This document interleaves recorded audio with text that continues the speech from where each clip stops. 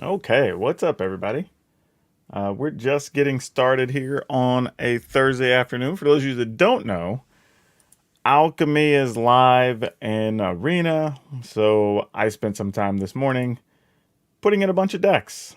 So we have stuff to play today. Because honestly, I had no idea what we were actually going to end up playing today. So went ahead and found a way to get some stuff to work. So we're going to see what's going on and see how things ride. Now, I do need to make sure everything's all fine and good as far as the stream goes so I can actually see the chat so I know what's going on. Hey there, Cody. I just got to make sure I can see what y'all are saying. Actually, could somebody do me a favor and post the chat link in the chat, the URL, just so I can make sure I'm seeing the same thing you're seeing? Because my stuff is reading a little bit weird, and I want to make sure we're all on the same page before I actually kind of get this rolling. But otherwise, yeah. I've had a lot of people ask me what do I think about Alchemy, and I don't really have a problem with it, which I think unfortunately upsets some people. I have an issue with things around Alchemy and kind of like how they're handling it, or you getting your wild cards or not. Like that's more of an issue to me. But the actual like concept of it, of like, hey, let's make cards, let's rebalance them, let's keep standard fun and interesting or whatever, because it's a thing they can do online. I don't really have a problem with that. I for the most part think that is mostly okay. So do I want the YouTube link to? Yeah, exactly. Just the YouTube link to the stream. That's all I need. Just so I can make sure we're all on the same page. For some reason, I feel like the stream link that wanted to give me was something different, and I don't want to have that all be a weird bit of confusion. I'm just trying to keep it straight. So we can all be on the same page together. That's what I want to do, to make sure we're all going the same direction. I'm seeing the same stuff. So it also makes it easier for me to keep up with the chat. Now, that being said, it gives me a hub that I can see the chat from here, but I also like to see the output so I know what y'all are actually seeing as well. And for some reason, I'm not able to see that. So I guess if I just go to let's see. Let me just go to YouTube. PowrDragn? Maybe. And that'll show me. Okay, yeah, it's showing where I'm live, so I can see the link there. All right, that'll work. I got it covered. All right. I just want to make sure that while we're up, I can see the same thing y'all are seeing. Follow the chat along. Lord Slug says, I just watched MTG Malone playing a mono black discard deck and drafted a Time Warp for the win. Epiphany was bad enough. Now I have to worry about another deck that's getting lucky with an extra turn. That doesn't feel quite the same though, right? Like going through an extra hoop to get the one extra turn, and you're not getting the birds as a kill mechanism or whatever. Like that's I don't think that's the same. I mean, I get it. Don't get me wrong. I'm not a fan of extra turns either, but I don't feel like that's the same thing. I feel like that's a little bit different. So, Fred Meister Del Rojo, how's it going? I am live this afternoon. Not for too long, maybe about an hour and a half, I think is what we're going to do. And then I'm also going to do an hour and a half, I think, on Facebook after I'm done. And then tonight, 9 p.m. to midnight, my normal stream time, I'll be on Twitch as well. So I'm doing all three platforms, some live content today. I took a little bit of time. I wanted to start earlier today, but unfortunately, had some personal business I had to take care of. And I wanted to open some packs. I wanted to build some decks. I want to do all that stuff I need to do to make sure I had everything ready to rock and roll. HeroClicks says, we appreciate you. I hope you're doing well. I am doing well, and I appreciate all of you as well. Yeah, I'm actually doing okay. I'm pretty lucky. We're at about 45 degrees today in the state of Washington, at least Western Washington. So it's nice and comfortable. It's not too windy. Considering how it is on the East Coast. Some of y'all are already getting snow and everything else, and we don't have that issue. Thank goodness, because I hate snow. We do get snow here, but it's usually for like a week or two that we get real snow, and then after that, we're fine. So I can tolerate that. I almost took a gig in Syracuse a while back, and then I found out Syracuse was like the snowiest place in the country, and that made me very sad. So I was like, "Hey, is there any way you could let me work from home for like 2 months during the winter? Like we might have a deal." But they weren't able to do that, so the answer was no. And then I ended up moving to Washington, so it's that. Now I work from home, so even if there's a blizzard outside, as long as my electricity works, we're good. Though even then, we're thinking about getting a generator just in case, because emergencies. So yeah. Anyway, welcome everybody. Love it or hate it, Alchemy is here. Don't have much more to say about it other than that. If you don't like it, you don't like it. I can't change your mind on that. I get how it bothers some people and not other people. I don't play much Historic, so I have to admit it doesn't bother me from that standpoint because I just don't. Maybe in the future, and then I will have to cross that when we do. Now, as for Historic, I did put in, God, how many decks did I put in this morning? 1, 2, 3, 4, 5, 6, 7, 8, 9. 9 decks, and I was 1 or 2 cards short on, 4 of them? I feel like I put in one more. Did it put it at the bottom? No, maybe that's all I put in. All right, so that wasn't too bad, though. I was able to... So you didn't really need a lot of cards to build new decks with Alchemy, right? The trick was really just figuring out, like, do I need this one set of 4 of something? Or do I want to play, like, 3 of a thing and 2 of another thing or whatever, right? So if you opened even a handful of packs, you weren't doing that badly to start with. So I was able to put several decks in from the collection I already had, so that was pretty good. Just tuning in, what are you excited to play? Nothing. I don't get that. No, that's not true. I don't know. I'm not terribly excited about a lot of things. I'm terrible in that regard. Like a lot of people are like, "What's your favorite thing?" And I'm like, I don't have a ton of favorites. I'm a weirdo like that. I have like maybe a favorite color or a favorite football team, sort of a favorite food. Man, after that, it gets pretty thin on what my favorites are. I'm like, I don't have a ton of favorites after that. But yeah, I think the whole set is interesting. And to me, it's more about, can we figure out, or at least just learn, what is just fun and interesting through this whole thing? Like, that to me is the biggest thing. Like, does this solve the problem of keeping Standard interesting? And I don't think we'll really know until probably, like, God, if I was guessing, it's probably going to take another 2 weeks before we even start to solve that answer. Because, once people start playing with the new cards, then it becomes, okay, did any of these new cards create decks that are problematic? And then how long is Wizards going to let that sit before they go back and adjust a number, right? Because that's kind of the benefit of doing this, is they can go and adjust things whenever they want. So the question becomes, like, if a card is too good or problematic, or a deck is too dominant or whatever, do they wait a week? Do they wait 3 weeks? Do they wait a whole month and they only do it once a month? Like, I don't know what that's going to be. So that cadence, I think, to me, is going to affect a lot of things. Like, if, let's say, this weekend, next weekend, and then I guess the following weekend's Christmas. So maybe not then. So let's say the next 2 weeks we see a bunch of Magic tournaments, and some number, whatever the top decks are, appear, and there's 3 top decks and they make up 50% or more of the top 16 in every tournament, right? Are they going to wait until the first of the year, so a whole month, before they do anything, or do they say, hey, already in 2 weeks this is becoming a problem, like, let's go change these things? And then it's a matter of, how does the community respond, right? Like, is everybody upset that those happen because they just spent a bunch of cards, resources, whatever, making those decks?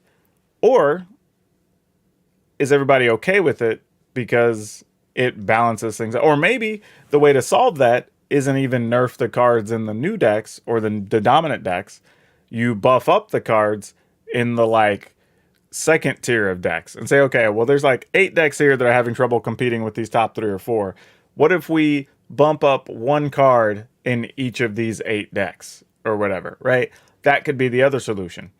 So I don't know. It's going to be really interesting to see how all of this plays out, because I don't even have a clue, honestly. And I think that's going to be the real adventure. It's not even Alchemy itself. It's how the whole process is going to work out as we start moving forward. I think that's going to be the real thing that's interesting to me. Like right now, we're just kind of playing with cards because cards exist. But when they start changing or how they decide to change stuff, then that'd be interesting. And honestly, I would prefer them, unless a card is just really ridiculous or getting used in some crazy manner, don't really downgrade anything. I would rather see more things upgraded.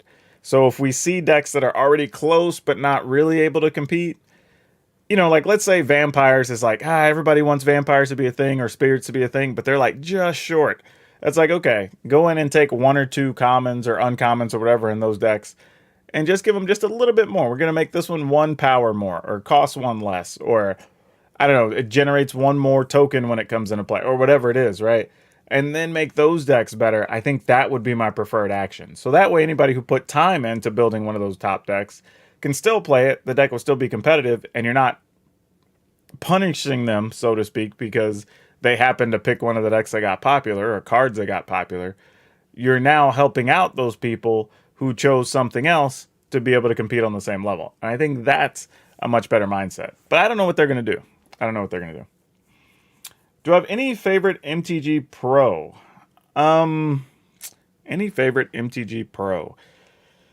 I've met several, honestly, and I've worked with some. So it's probably a long I don't think I have a favorite. I just have a long list of people that I've enjoyed hanging out with or playing with. Corey Baumeister and Brad Nelson were both great. Who else I really like? Like some of the guys that end up working for Wizards, like Aaron Forsyth has been really cool to me. Mike Turian was very cool to talk to, really smart guy. There's a list. There's a lot of people I like, honestly. I would say there's way more I like than I dislike. My dislike list is less than a handful, I think. My like list is very large. And I'll even say this.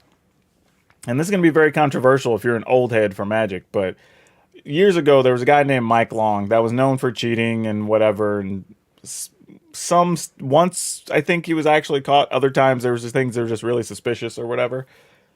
But he was one of and I know people don't want to hear this. I'm not saying what he did was right. I'm just speaking as far as personal interaction. He was probably one of the more professional pro players I ever got to talk to, interview, whatever. Like I've literally seen the guy like talking to a kid, and the kids ask him questions about a deck or whatever, and he gets called away to go do some pictures or a press thing or whatever, and he tells the kid, "Hey, hold on, I got to go do this. I'll be back," or whatever. So he goes over, does his thing, whatever, 15 minutes, whatever. Came back, finished his conversation with the kid. You know what I mean? Like a lot of people would have been like, that kid's probably gone. I'm not going to worry about it, whatever. Like. And to some extent, maybe that's how he got away with stuff, right? Because he understood how to be personable, which I think that's a whole different stream. But that's one of the things we talk about a lot with pros as a whole in gaming is a lot of them don't have enough personality, right? Their personality is being a good gamer, right? But they don't understand how to carry themselves in interviews, how to deal with the public. Some don't even stream well, right? They mostly just talk to their themselves and ignore chat or whatever. But people are watching them because they're good and they're trying to learn strategy from them, right? So they don't have to be as personable, right? If y'all came to see me for strategy, y'all would be severely disappointed, and then I got nothing. So I got to be able to talk to you and share personality, right? So I think that's the thing that sets some of the pros off, is they are just better at being personalities. And ultimately, I think the lack of personality for a lot of gamers is what you're seeing dissolving some of these teams. It's Wizards giving up the Magic Pro League. I've seen reports from different games where some sponsors are breaking up some of their teams or shrinking the team memberships or whatever. And I think that's why. Because for those teams to be successful on a social level or whatever, they have to have teams of people to help craft tweets and, give them cliff notes for interviews and do all this other stuff, right? Basically treating them like they have to have a PR team like a celebrity or a movie star would have, right? And after a while, it gets expensive to do that for a lot of people who just aren't good at doing it themselves. So, yeah, I get it. For as much as it is, I think there's some pros like Kibler that get it right. Like he understands, he does a lot of personal stuff. He signs cards for people. He does all these different things, you know, because he understands how to deal with the public. And I think that's a very big skill that a lot of people that are in gaming just don't have. Hell, I'd say a lot of people in content creation don't have, and why they burn out, because they're just not naturally good at dealing with people. I mean, for me, I've always been okay speaking to people, talking to people, you know, talking about games, playing games, whatever, with strangers. You know, it's just kind of been my whole adult life. So transitioning into content wasn't a big deal for me. Like, it's just the only weird thing is I can't see you while I'm talking to you. So that's a little weird. So you kind of get used to just talking to yourself a lot. But other than that, no, I think it's pretty cool. But yeah, anyway, y'all are probably here to watch me play some Magic anyway, not necessarily run my mouth, because I could do that all day long. But thank you and welcome to you, the I guess about 15 of y'all that are hanging out right now, 17 of y'all. So thank you. So the first thing I put together, because why not? We decided we were going to play some stuff with some dragons, because this little fearsome whelp kind of caught my eye when I was doing the full set preview.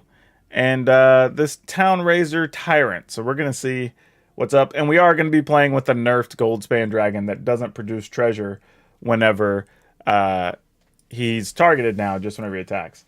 Tips on building a personality. One of the first things I would say is you put yourself in situations that are uncomfortable. And I don't mean like dangerous, but put yourself in situations you don't enjoy so you get used to it. If that's public speaking, then just go take one of those like Toastmaster classes or whatever, so you get used to speaking in front of people, right? If crowds make you uncomfortable, just go walk around the mall more often or whatever, right? Just so you get used to pushing past that discomfort. I think that's a big thing for people, because we do, as humans, want to avoid things that scare us or make us uncomfortable, right? Like, that's natural. That's what we should do. But to be good at the thing you're not good at, you have to go do these extra things. And then, and this sounds really basic, but I would watch videos about public speaking, about how to tell jokes, you know, about reading things, about reading body language, about empathy. Because here's the sad reality. For some people, it's just never going to happen. Like, it's just not who you are. And it sucks to have that realization if it's something you really want to do. But one of the best things, and I don't know if any of y'all ever saw this, Jerry Seinfeld did a series called Comedians in Cars Getting Coffee. And basically every episode is he gets some famous comedian and they just drive around in one of his, like, you know, fancy collectible cars or whatever. And then they go to a small coffee shop somewhere and they just sit and shoot the breeze, talk about the industry. And there's one with him and Steve Harvey, I think. And they're talking about how Steve Harvey got invited to go to I guess it was like some type of training course or college course about how to be a comedian. And he literally stood in front of the room and said, look, if y'all are in this class, y'all just aren't going to be good comedians. And he said, you know, and that was a hard thing for people to hear, because some people just aren't naturally funny. Some people aren't naturally public speakers. Some people aren't performers. You know, like, I literally have had days where I've been going all day long dealing with people, whatever. I crash, I get up the next morning, I'm ready to go, right? I can just turn it on and off like that. Now, when I wind down, I wind way down, you know, when it finally shuts off. But that, you know, some people are wired that way. Some people thrive on it, and they're the ones that are going to be successful at it. So all I can say is just put in the time, do whatever you can, identify what makes you uncomfortable, try to get over that so you can present yourself cleanly and truthfully, you know, in those situations, instead of like having to push and be awkward, and, you know, because everybody's going to see it. Like, that's it at the end of the day. And you can even see it in people's content, right? If you go watch some of these people that have been doing YouTube for 6, 7, 10 years, go look at their early videos. Like, even for them, they get more natural at it. They get more comfortable at it. But for some of them, it took years till they kind of found themselves and hit a groove, and then all of a sudden, boom, they skyrocket, right? So that's the other reality too, is it's just like, it might be slow going. It doesn't always happen quickly for a lot of people. It's tough. It's tough. Fred Mesa del Rojo says, I got 4 of those little guys from my free packs fun stuff. Yeah, those little drakes are cool. So I'm hoping they're pretty good. But anyway, let's go play some games, because that's what everybody's here for, I'm sure. I do like this new little interface now. Check this little interface out. I kind of dig this. Oh, wait. Who was first in the chat today? I think that was Cody with a K. Is Cody with a K still here? If Cody with the K is still in the chat, we're going to let Cody decide what card backs we play. So let me go back over here, because that's my new thing. I'm letting chat decide who gets to what card backs we play with. So awesome info, thanks. I appreciate it. Oh, no problem. I try to be as upfront as I can with people. I'd rather you save yourself the pain and anguish than, like, you know, just scrambling around blindly. Because believe me, I did a lot of stuff. Like, I've run businesses and everything else, and I didn't have anybody. Everything I knew, I had to go hustle to find the information or whatever. And it's tough. It's tough. So where I can help people, I try to. All right, then. We're going to let Fred Meister, you get to choose which card back, and I will scroll through these, but which card back would you like to see us use? You can pick any of these that you want for the Dragon deck today. And I have a lot, so I will let you decide. This is a very important decision because you are the spokesperson for the chat today. It's like being the foreman for a jury. It's on you. Yeah, that's it. All the others are locked up. So whichever one you want me to use today, I will use. But it's your choice. And if you don't choose, I'll just move it to the next person. The doggo. All right, this one here? I think that's the only one I have with the dog. All right, we're going to go with the dog. The dog it is. All right. Dog has been selected. That is where we're going. All right. So now we're back at this interface. It says we try the new Alchemy. And I guess right now there's just Historic that includes Alchemy. So if you play Historic, expect to see Alchemy cards. Everybody seems to be pushing, and it sounds like Wizards has heard that people want Historic and Historic Alchemy, just like we have Standard and Standard Alchemy. So I would expect to see that announced soon, but we don't know that. But, you know, just saying. All right, so I'm in best of one. Oh, so wait, you can only do best of 3 Alchemy? Is that what this is telling me? That's a thing. No, wait, it's not. Wait. Then what's it? Why is it not highlighting to let me play? What am I doing wrong here? Alchemy ranked. Anyone know what's up with Agent of Treachery and Field of the Dead wild cards? I do not. Okay, so we're doing ranked play, and we want to play with Alchemy, and then we're going to choose a deck, and, or at least I was going to. Is my deck not Alchemy legal? Maybe my Dragon deck was not Alchemy legal. Maybe that's my problem. Well, let me go back and see what I did wrong. I'm not sure why it wouldn't be. Nope, it checks all the boxes. It's 60 cards. All right, let me go back and look again.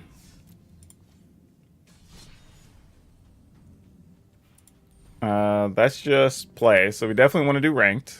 And then there's my Gruul Tyrant deck. Okay, it accepted it that time. For some reason, it didn't show up a second ago. All right, well, here we go. Now we're rocking and rolling. Oh, I'm sure you just heard me, like, slurp my drink. That's gross. Sorry.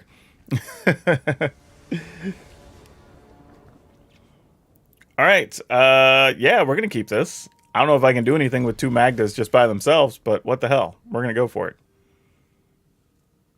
And this is great because it's at the beginning of your end step, so you don't have to wait at all. So, like, if we play Magda on 2 and then this on 3, we could still play this on 4, even if Magda were to die. So that's kind of sweet.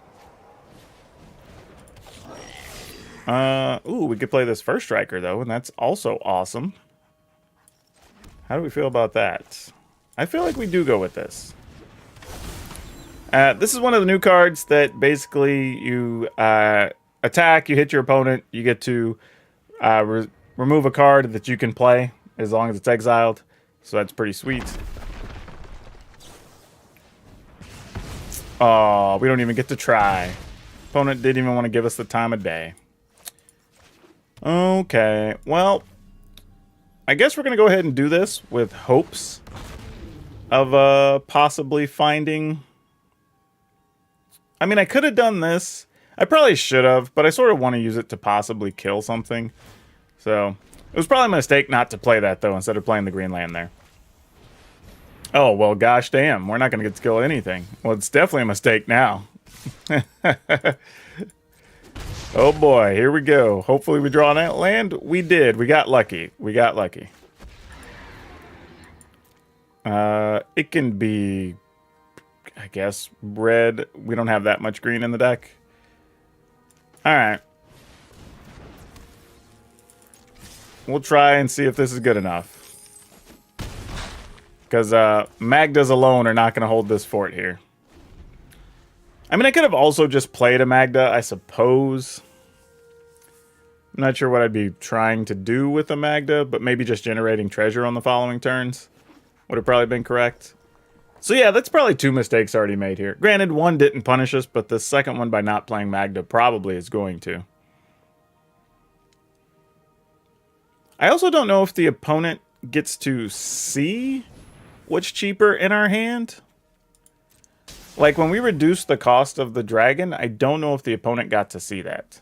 I'll have to go back and look. But that's kind of interesting to note. Alright, we gotta find more dragons. Oh, lack of Magdas is gonna be so bad. Alright, well, here's what we gotta do here, then. Much as I hate it. Oh, crap, I forgot. That reduces the damage. Duh.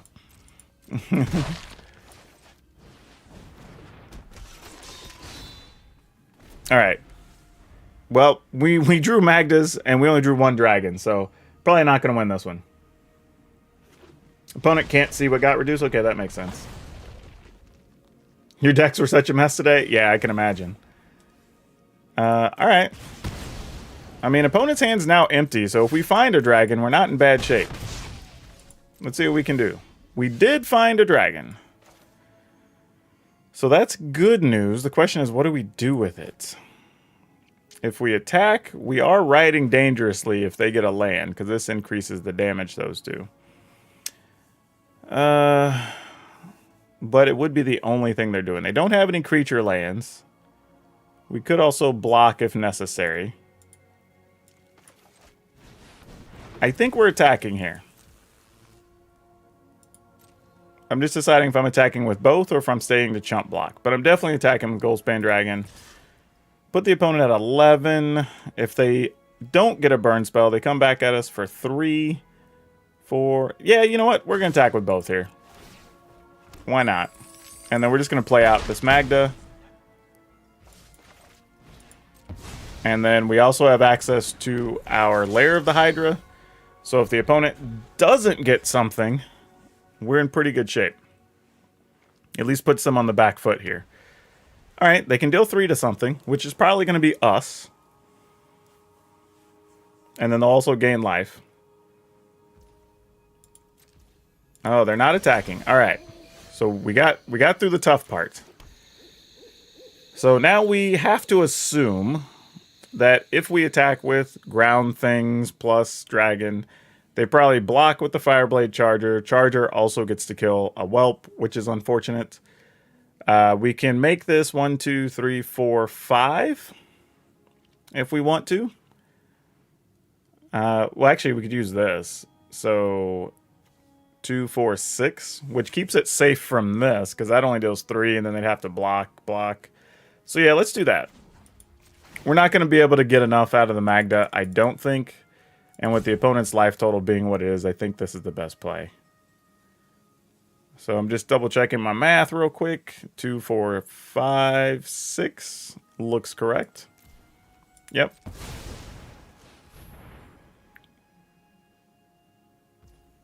If we attack with either... Well, this is going to die. Like, I'm assuming they're going to get rid of Goldspan Dragon. If we attack with everything, they probably block Dragon, shoot the Dragon, block Magda, use that to kill that. Yeah, I guess we do it. Because eventually we're going to have that out of the way anyway, or nothing's going to happen. So sure. And we at least get the opponent to scrap these things on our terms, which is pretty important. Oh, this is where they're blocking. Okay. I definitely didn't see that being the choice. Are we dead now? No, okay, so you're killing that. Alright. Maybe they're going to blast us for 3 and then hope they top deck the rest of the burn? I mean, that'd be a real plan too. I could see that. Because now we're at 7. I mean, there's things they could draw here and kill us. Not that, though. Yeah, now you're on defense for sure, empty-handed. Whoa. Well, it's alright. You can block our ground creature, unless we find a removal card here. And we did. So that should do it. Just get to choose this dragon. Oh, crap. I forgot. It reduces damage. Gosh damn it. Stupid card. It's so good. So good. Anyway, we just got to make this, what? 2, 4, 5, 6 again? That was so stupid. That's my own idiocy. Alright. Attacking again. Opponent still has a chance to top deck and kill us. Is this any other creature or just any creature? To, you or another... Oh, it's another permanent. I thought it was... Okay. Well, I should have just targeted that. Alright. They found adversary. And they get to kill us. Alright, cool. Well, that's because we goofed up on that one. We could have won that. So, I'm not giving the deck a nod for that one. That one's my fault. All I need to do is replace a couple of 1-ofs in my zombie deck and patient zeros. And yeah, and that's sort of what I was wondering, right? A lot of the alchemy decks look like you can just play a handful of cards or replace one copy of something or whatever. It's almost like taking the weakest card out of your deck and just putting in the best alchemy card. In some cases, is going to be what people are doing, I think. This sadly is a mulligan. This we're going to keep. Ugh, what do we get rid of here? Oof. I feel like I got to get rid of this, which makes me very sad, but I think it's the correct answer. All right. Let's hope this holds. Greetings from Italy. Well, thank you. It's amazing. I was just telling somebody on Facebook today. I'm amazed how many international viewers I have. Okay. Opponent did nothing on their turn 1. That's a good sign for us. That's a very good sign. I don't have anything crazy in my hand, so I might just go ahead and play this. Actually. I think that's what we want to do. And just take advantage of the opportunity right now and try to get ahead. And then we can also, next turn, if we don't draw anything, we can kind of start just moving forward. So yeah, I'm into it. If I had a dragon or something in hand, I'd probably be more worried about it. But even now, I'm still going to be able to have 5 mana next turn. So unless we draw Inferno with the Star Mounts, we should be good to go here. Well, that wasn't the most productive turn, was it? Let's do that. I kind of want to play the other one of these if the opponent's going to be stuck. But... Well, we can do that after the attack step, because we'll have treasure here. Because we get one from Magda attacking. So we can just attack with everything. Put the counter on Magda to protect her. There you go. Hey, Big Al. It's going great. Mr. Man is from Canada today. Awesome. Yeah, we're just going to play the other Ranger class. Have it. This is not how I was intending to win with this deck, but if it's what we got, it's what we got. It's what we're going with. All right, Cultivator. So our opponent's just playing a straight-up ramp deck, so no surprises there. Ooh, there we go. There we go. That's the type of stuff we're hoping to find. Let's, do I want to tap Magda here? Because I'm not sure. I mean, if I trade Magda for the Cultivator, are we happy with that? I feel like we kind of are. And then we could just start attacking with Den of the Bugbear and this big boy. So let's get red. I think I'm just going to tap a wolf. That feels really... So, oh, I can't, though, actually. I would need the mana from Magda. That's the only way I can do this. Never mind. I don't get a choice. All right. Well, here we go. Let's see how big this Inferno of the Star Mounts is going to be getting in there. We're going to attack with a 7-power Inferno of the Star Mounts, by the way. Which is amazing. Oh, are they going to bounce it? I was about to say, it looked like they were going to. They have it. Gosh dang it. Ruining our fun. Okay, fair enough. I guess we're just waiting for them to play, like, their, Kraken or whatever here, right? Uh-oh, why are you checking our mana, opponent? Why are you highlighting our lands? I don't like that. I don't like that at all. You got 6 mana. They can do a lot of things. 6 mana, 5 lands. So even if it were something like Wrenn and 7, we could still attack with our Inferno. So we're not too concerned about that. It is a Wrenn and 7. How did I guess that? Alright, fair enough. Oh, you are late to the party, Townraiser. I would have loved to have had you earlier. But that's not a thing right now. So we're just going to run this out again, I guess. Not sure what else we're going to do.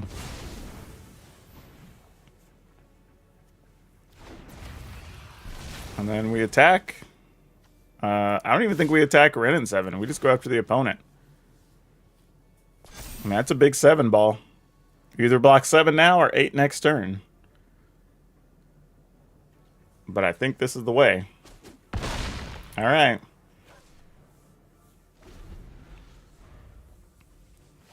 Depending on what they do here, we can almost get through enough on the ground. They do have Hullbreaker. They just flipped one in the graveyard. But the token's going to have to be dedicated to blocking the Inferno.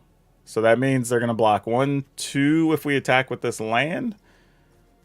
And then that would still be 2, 4, 5, 6 getting through on the ground. So we may do that. And if they have to block with their Florahedron, they actually get less value. Okay, well, we don't get to do that the way we want. Because we will actually... Huh, what are they going to do with 6 mana here? They must have another bounce spell. Because nothing else makes a lot of sense here. Or, I don't know, maybe it's a divide by 0. I was just thinking, like, instead of trying to get through on the ground right now, maybe I just play the Townraiser Tyrant. And then just set up a bigger turn next turn. Because I could also just pump the other Ranger class. There's a lot of decision making here. I think I'm just going to go with just the Tyrant. Because they have 3 cards and 6 mana, and it could be a lot of things. I don't know what they're up to. So we're just going to do this. Moonwatcher is from Brazil. I did not know that. Well, thank you. Alright. So they don't have a bounce spell here. Interesting. A pump spell? Oh, so it is a divide by 0. Okay. Interesting. So I guess now their plan is going to be just sacrifice Wrenn to make another token?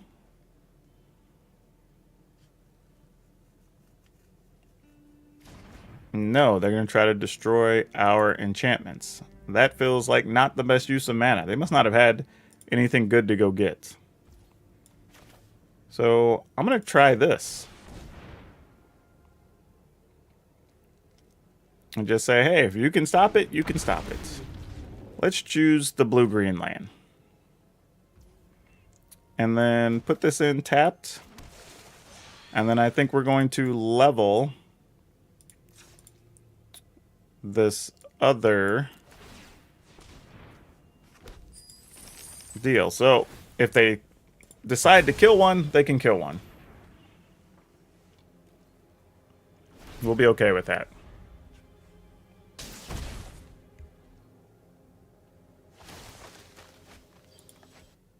Every seed contains great potential. Ah, coma.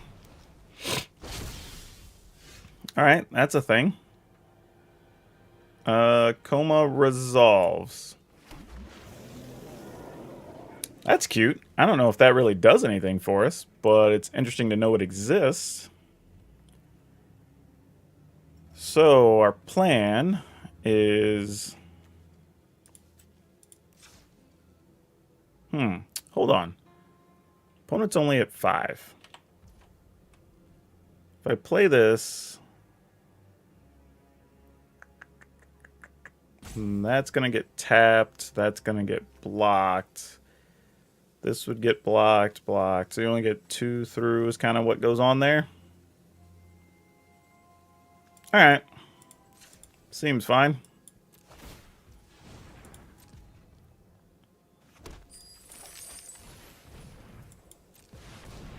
What I needed was a Dragon's Fire here. But did not get it, unfortunately. Go to attacks.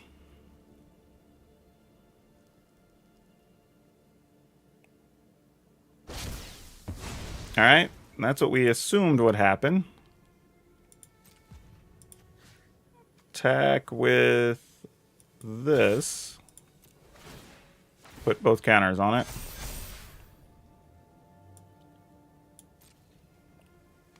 Yep, I assume that was the trade the whole time.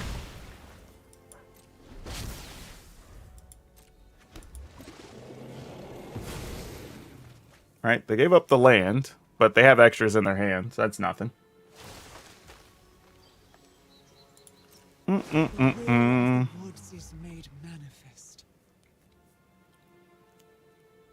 How's your on-demand water heater working? Great, actually. Like, not gonna lie, if you like taking long showers, get yourself a tankless water heater. It's pricey, but so worth it. Alright, I'm gonna assume we're done here. Like, the opponent's taking a long time to just like, come on and kill us. You're at 5, I get it. Just keep making your tokens again in life.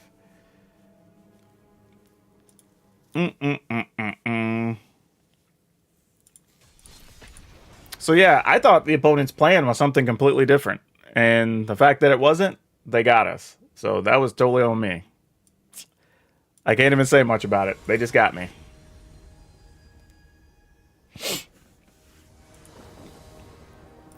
Crumbling Ego. Yeah, we'll keep this. I don't know how good it's going to be, but against mono red, this may not be the best start. But we're going to go with it anyway. Because I have a feeling we're going to lose some things. Probably to frostbites.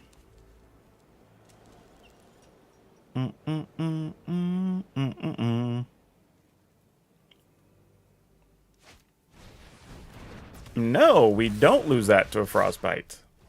Interesting. Okay. That's not what I expected to happen at all. Alright. Sure. I mean, Magda has to die now, right? There's no, I mean... No, oh, they're playing things going to give them some lightning bolts. I was wondering if that was going to show up in a mono red deck. Awesome.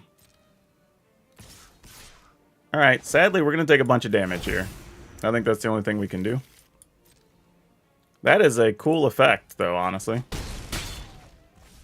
I'm glad somebody else built this, because I think I have a version of this in my list, just being, like, hasty creatures, so kind of cool to see it's actually working for someone.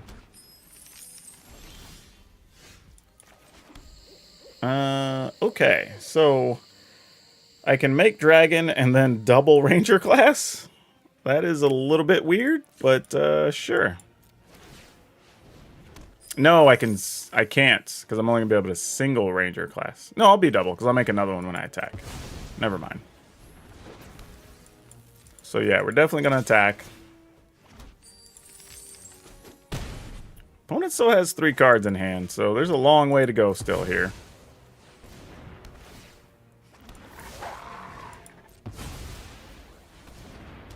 Alright, let's see what we can do. Because they might have just drawn a lightning bolt for all we know, and those are probably just going to go straight at our face.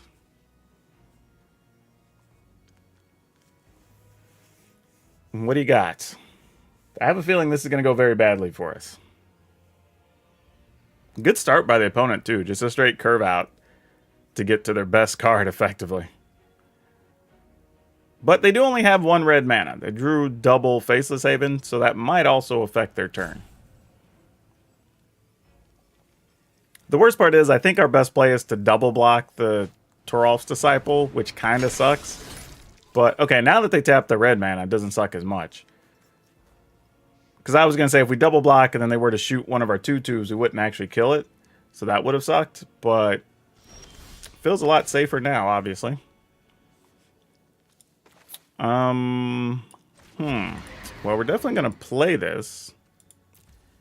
I'm just trying to figure out how do we not die if we attack with everything. So we could play this, pump one of these. All right. Those are some options. All right, let's go with that. We're going to go ahead and make a treasure. We're going to use all our manas for this. We will level one of these. We will double attack. Put it on one of them.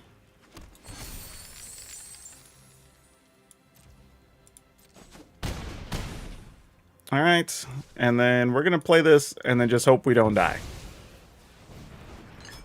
No, that's literally the plan here. Actually, you know what? I might as well just pump the other one of these. I'm just trying to think. Well, I might use this and cast something next turn.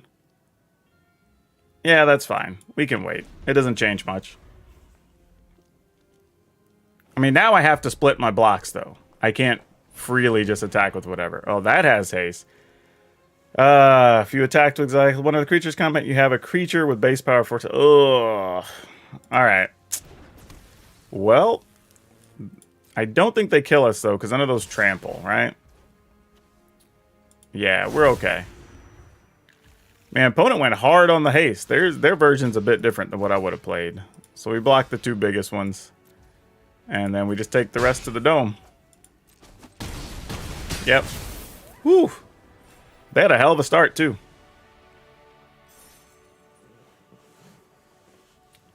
I think 4 Faceless Havens is fine. I mean, if you're playing just a single color, I don't have a problem going with 4 Faceless Havens. Worst case scenario, you do like 3 and maybe like 2 of the other creature land in your color or whatever, and I think that's mostly fine. I don't think that's too big of an issue. Like, occasionally will it trip you up? Sure. But even there, it didn't look like it really hurt the opponent all that much. They kind of still played a spell a turn and did what they wanted to do. There might have been a spot where maybe they wanted to, like, shoot something and play a creature, possibly, but they didn't even have that many cards left. So, seems like it didn't really hurt them that much. So, I still think they're probably okay. I mean, I think their issue was I just had a weird turn where I was able to put 2 blockers down, and then that kind of slowed down their momentum. Whereas if it would have just been 1 2/2 blocker or something, I think they would have been better off.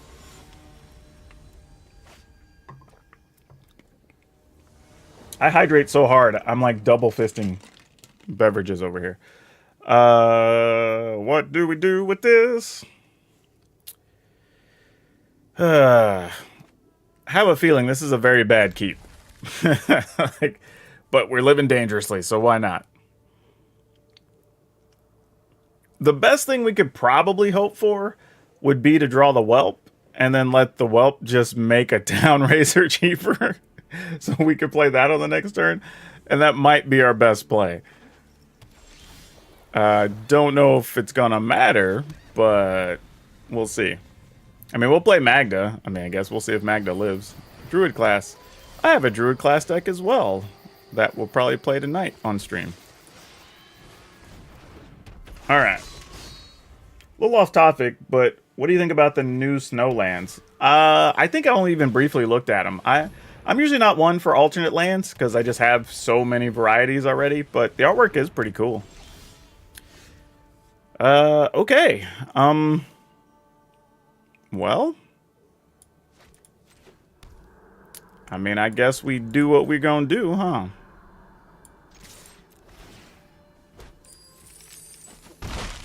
And then we just play a Tyrant, because why not? And we are definitely going to put it over here on this blue-white land. Just say every turn you want to keep it is 2 damage.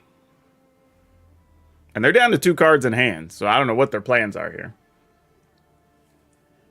Big Al says, I feel like I always have creature lands early when you're 20 other lands in the deck. I feel like I always have... I play 3 of each, so it's not too unreal for me to draw them. The new lands hurt your eyes to look at. I mean, you know, artwork's going to feel different to a lot of different people. Inspired idea. All right, so they draw 3. I'm surprised they gave up the land that early. That's a little bit of a shocker.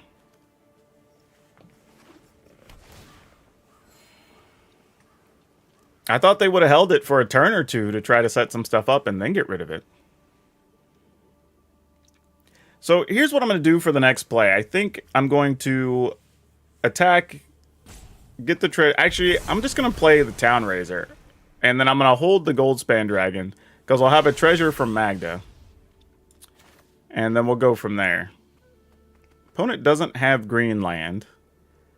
We don't know if that's an Epiphany or if it's a Doomscar. So I'm not sure how much we need to be worried about it. But I'm going to go ahead and target this. And then we're going to attack for 6. And then if something were to happen, we'd be able to rebuild our board immediately just playing Goldspan Dragon and either Magda or Ranger class. All right, opponent's drawing. They're looking for something. I guess they're looking for the mana answers they need or some such. But they're only at 11. We've got 10 on board, so they've got to have a bounce spell or something here.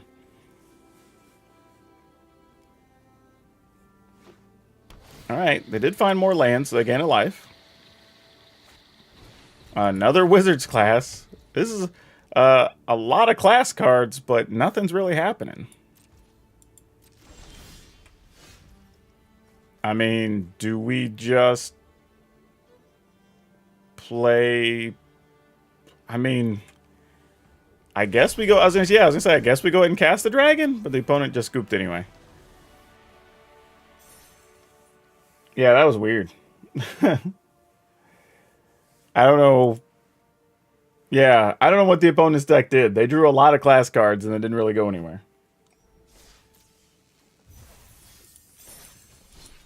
But maybe this is kind of the thing, right? And this is why I'm saying we're not going to know if this helps standard or not. Oh, there's an Amber alert, I think, that just went out.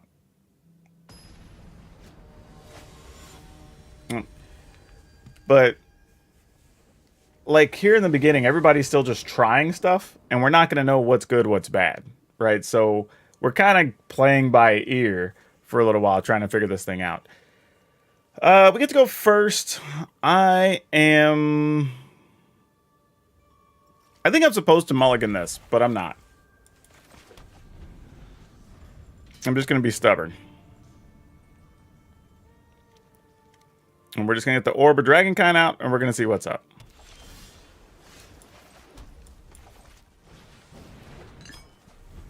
I mean, I could have played Jaspera Sentinel, but like, with no other creatures, what were we gonna do, really? You know. I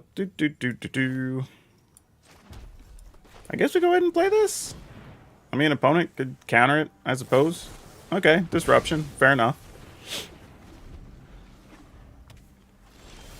So I guess we know what we're up against already.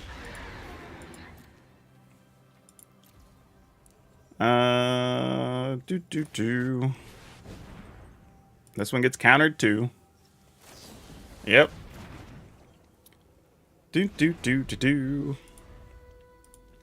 It's kind of sad and boring when you just know what your opponent's doing. You're like, yeah, all right. Yeah, all right. All right, opponent's going to go to 22. Probably get another black land here. Makes sense. I was kind of hoping we'd have drawn another mana there. Would have been cool. This probably dies here. Nope, it does not die here. Interesting. Well, now that that didn't die... I guess we go ahead and play this. I mean, might as well get it on board. And if our dragon dies for some, it's basically the same thing. Oh, Siphon Insight, you're going to get to steal a dragon from us. That's so sad. Fortunately, I have ways to kill a dragon if you were to play one.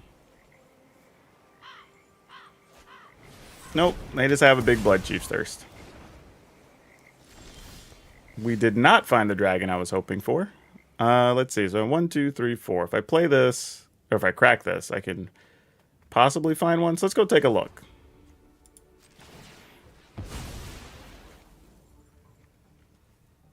We did find a Tyrant. Oh, there's also an Inferno with a Star Mounts. Intriguing options. We're going to go with this, though. All right, consider. Makes sense.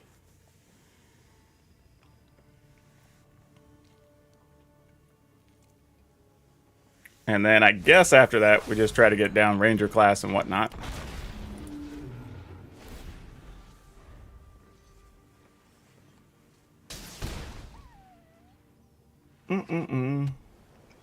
Loving playing green-red werewolves. Yeah, I have a werewolf deck also that probably won't end up on the YouTube channel for a couple of days. I got to get through some other builds first, I think.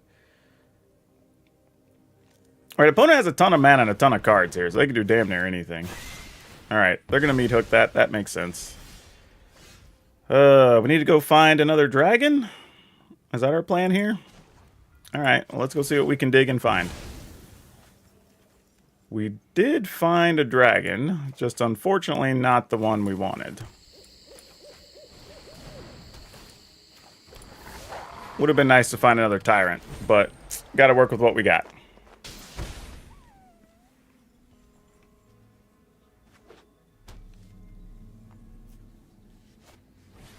All right, there's a Sorin. I take no joy in this. Necessary. That's such a cool animation for that, I swear. We will reveal a dragon since they already know we have it.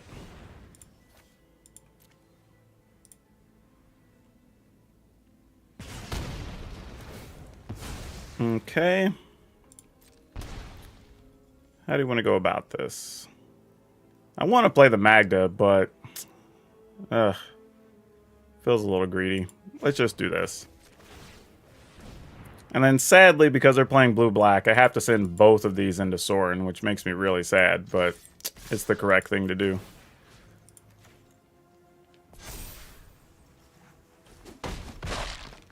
Without me, Alright. we're all doomed. Ah, they may not have even had a card to save anything. They just had something to draw. I mean, really, we're kind of waiting for the opponent to just play a Leer or something here, right? And they do have, sadly, a Fading Hope. I hope they're digging, though. So maybe they don't have the answers in hand. Alright. This is where decision-making gets tough. Okay. What do you want to do here?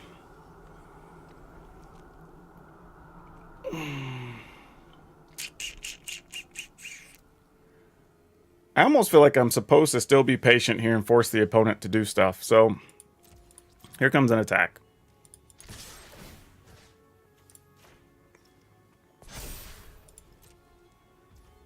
Alright. They have 4 mana with 1 blue, so they're not going to, like, Memory Deluge or anything here. We could play Magda. Well,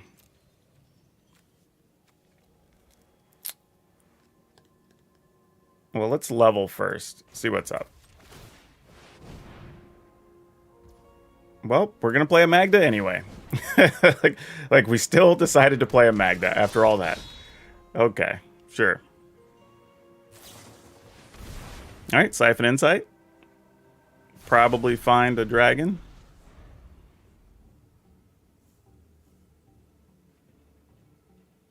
Or maybe they went and took a land from us because they wanted land, possibly. Who knows? They could have their own Inferno with the Star Mounts here, which would be awesome because then I get to kill their Inferno and attack with one, and that'd be great. Oh, well, sure. You have that. Yeah.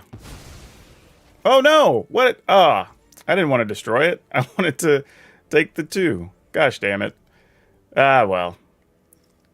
I always do that on so many of the dang triggers in this game.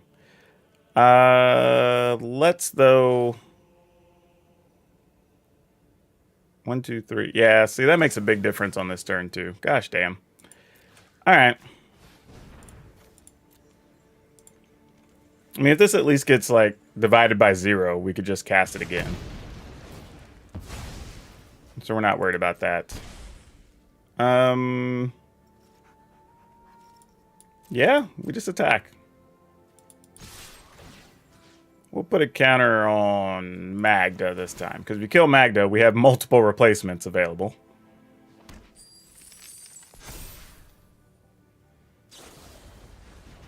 Alright, good call, good call. And then I think we're just gonna do this and pass. Alright.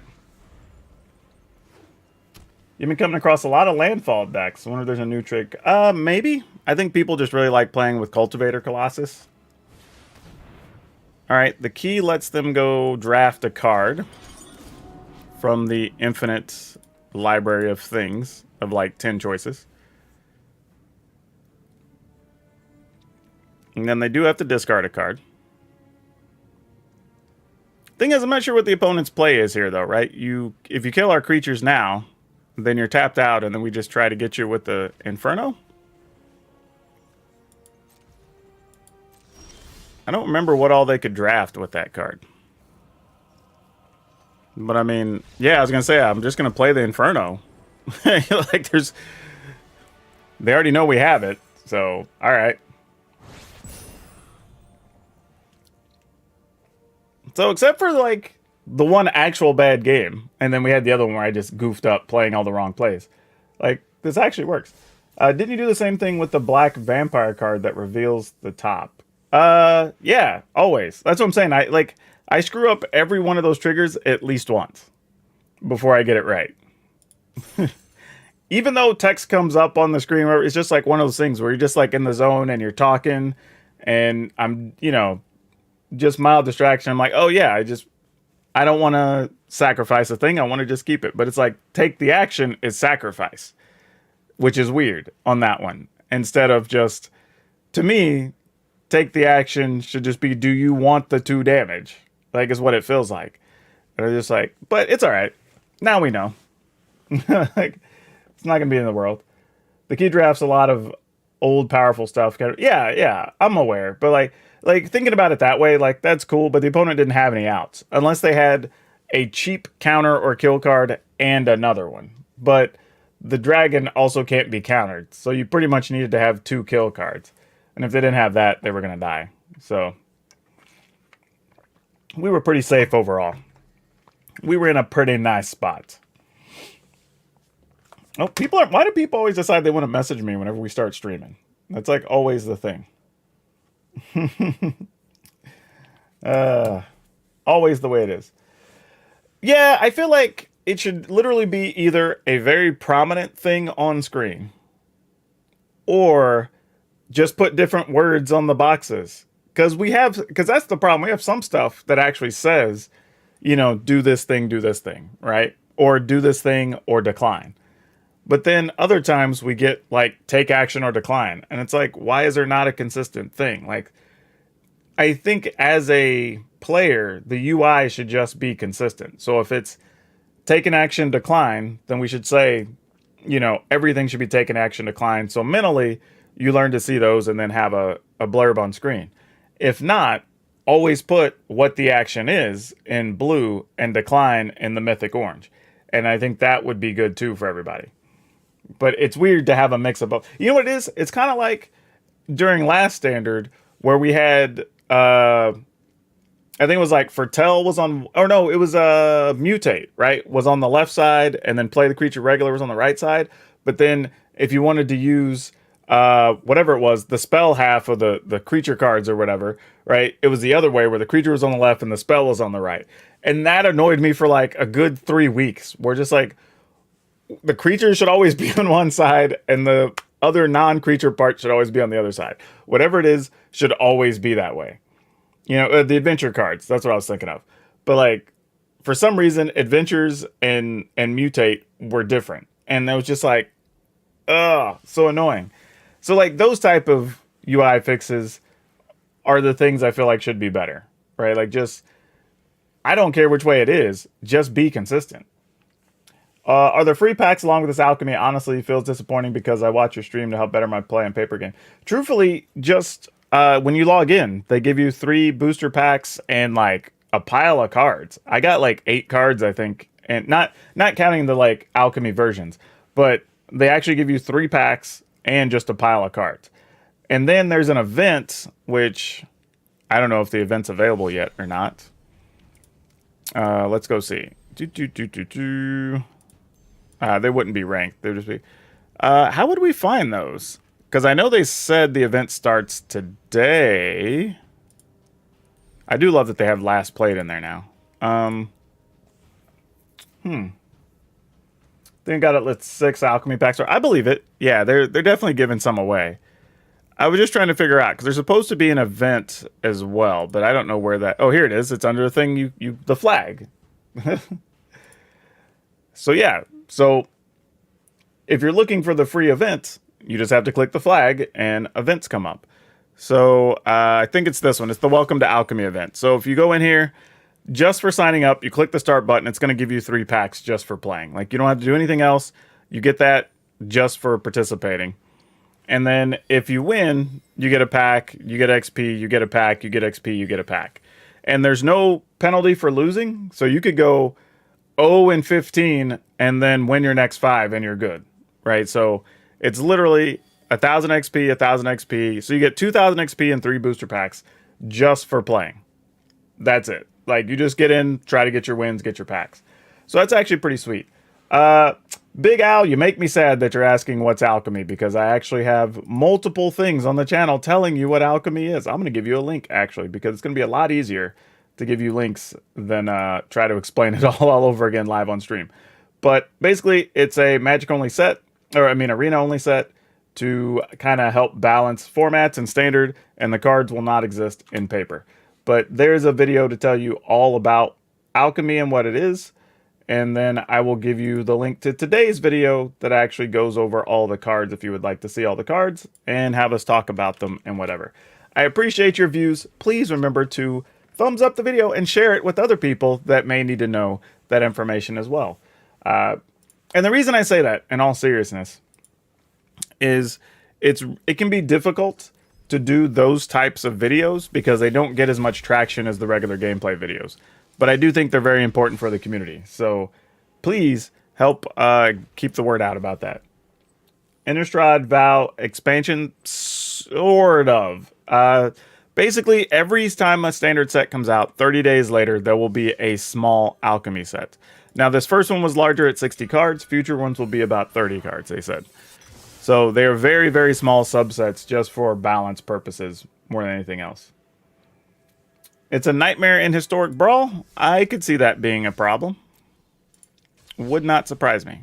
All right, let me get back in here to... I didn't play that last. I just clicked on it. All right. Do, do, do, do, do, do, do. There we go. It keeps moving my decks around. That's very weird. Not sure why.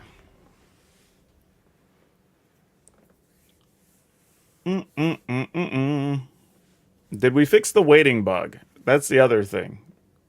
So far, we haven't got hit with it, but now that I said that, we're probably going to. Nope, not this time. We're in. Can't figure out a way to get Eska's Chariot in Brawl yet. Is it still legal in Brawl? I don't know. Alright, we'll keep it. I don't know what to do with this. This seems fine, I guess. Worst case scenario, turn 2, I could play another Sentinel and still kill something. I mean, I guess that's fine. And then maybe find a way to get to a dragon the next turn. Nope, still wouldn't be able to dragon. If I drew a 4-mana dragon, I'd be able to do it. Let's see what the opponent's got here. Come on, big money. We definitely will kill that. I don't need to worry about saving this. Cancel. We will not reveal that we have that. Because there's really no reason to.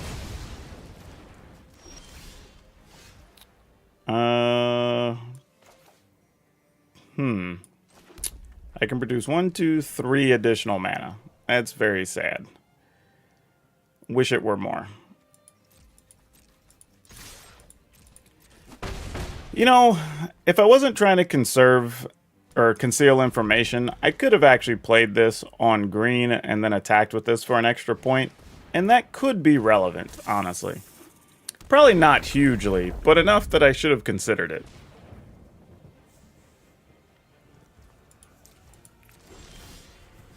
Alright. We will play this time on green. We'll go ahead and play a Goldspan Dragon. We will get our attacks in. We will go ahead and play this as well. Alright.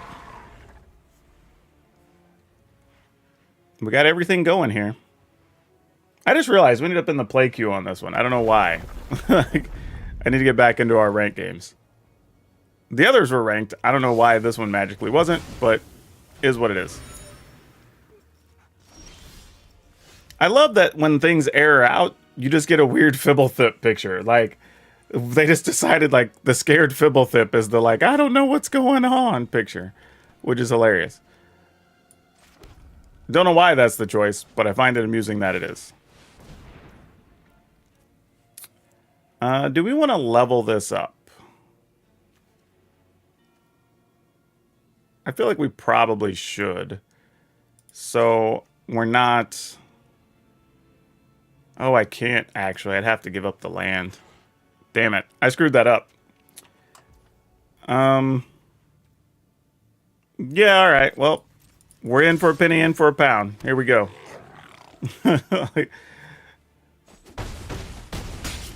Uh-oh. The opponent didn't even want to block anything. Oh, this can't be good for us, right?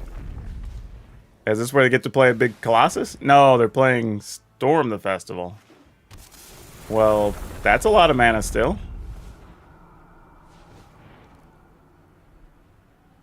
And they're still dead. Alright, well, that was easy. Yeah, I just, in my head, I think I processed that was as being a treasure token and went like, oh yeah, that's not a treasure token. Alright, let me get back in the right queue here. There we go. I mean, good news is, though, the deck's actually playing fine. So I'm kind of happy with that.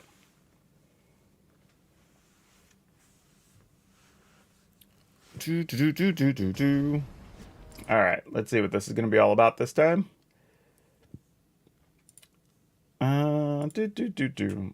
Welcome to the 30 of you in the chat, by the way.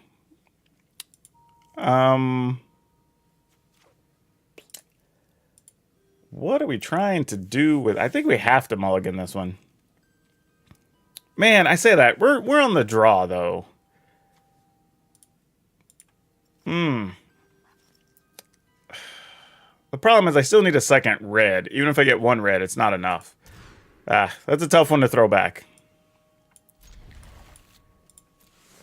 This hand's not much better. I would have rather had the other hand we had. This is not going to go well for us. Also a chance that the opponent's playing some... I've seen the way some of these work. This could very well be like a Witch's Oven something or something, because that's one of the cards you can draft with this. Yeah. Witch's Oven's probably the only card. Expanded Anatomy you might want sometimes. But, alright. Oh, boy. What are we looking to do here? I mean, I could play this on red.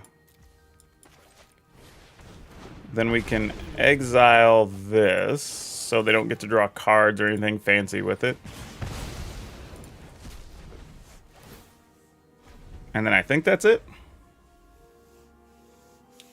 Julian Nuncio. Yeah, if you ever want to watch me, I'm also on Facebook and on Twitch. So if you follow me on either of those, you'll know when I go live. Alright, I need to find some dragons. That would be very cool. It's kind of step one to this whole plan, is draw dragons. I'm failing at that, unfortunately. I don't even know, is this a, like... Human Warlock. Well, I don't know. Let's see what the opponent's up to. It might just for real be a sacrifice deck. I could see that being a thing. Okay, we did find a dragon. So let's go ahead and play this. And we'll target one of these colored manas.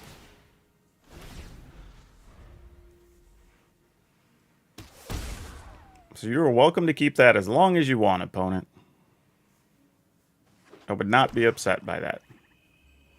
Though I assume this dragon is very dead.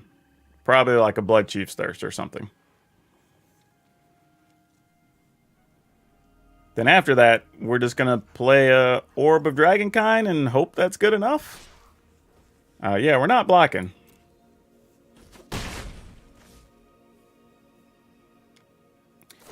You know what else I wish too? That the land that had the marker had like a token or something you could visibly see a little better.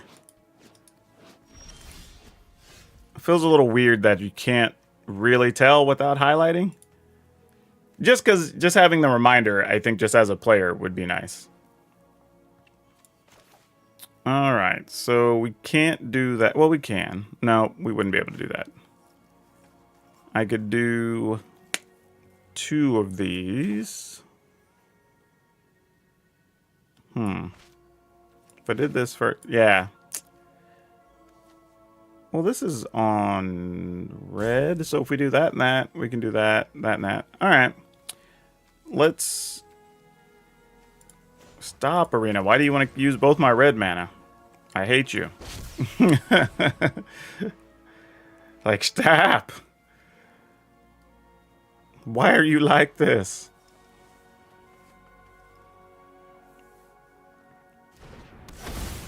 Alright, I'm going to attack for 1. Mostly because keeping pressure on the opponent at least makes the 2 damage from the land start to matter. And then I'm going to go ahead and play this. We'll take a hit with no blockers, but that's fine. We may even take 7 this turn.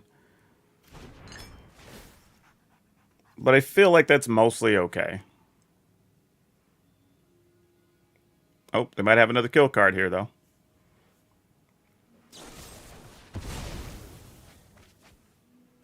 Yeah, then the Snowlands are definitely a new thing you can buy in the store. So you sacrifice that to draw cards and make treasure. I mean, they could be on a lot of things here. They could be on a big Blood on the Snow. They could be on a Lolth. Nope, just a Meat Hook. They do get to gain some life here, which does change things a bit for them. Alright, we need more dragons.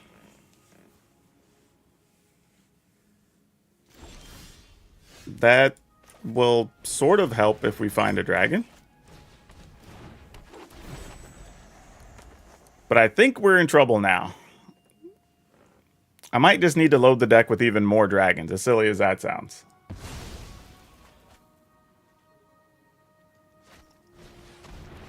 That's a good card. I have that in a vampire list that I want to play later this week.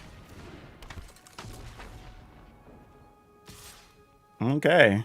Do I care? Yeah, we just take it, I guess. Come on, dragons. You are definitely not a dragon. We are in a lot of trouble here.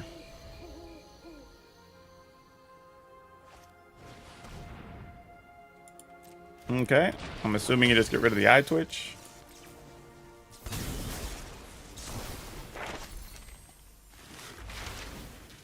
Sure. I mean, the opponent's deck seems okay, actually.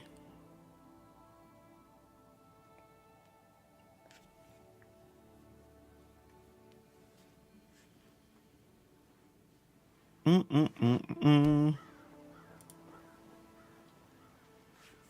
probably going to sacrifice the witch now?